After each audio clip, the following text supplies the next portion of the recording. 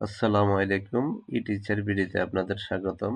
আজকে আমরা শিখব হ্যান্ড টুলের ব্যবহার। হ্যান্ড টুল দিয়ে ডকুমেন্টকে একদিক থেকে অন্যদিকে টেনে নেওয়া যায়। যেমন ধরুন আমাদের এখানে এই ডকুমেন্টটাতে একটা অবজেক্ট আছে, একটা সার্কেল। এই সার্কেলটাকে বড় করে আমাদের কাজ করা দরকার। সেক্ষেত্রে আমরা আগে এটাকে জুম করব, জুম করে বড় করব, বড় করলাম। এখন এই প্রান্তে কোনো কাজ থাকলে সেটা করলাম। করার পরে এটার অন্য প্রান্তে যাব কিভাবে?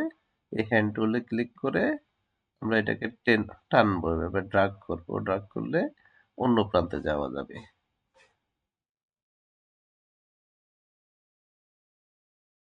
এই যে দেখেন, এভাবে একদিক থেকে আরেক দিকে ড্রাগ করা যায়, ড্রাগ করে মুভ করা যায়, মুভ করানো যায় আর কি।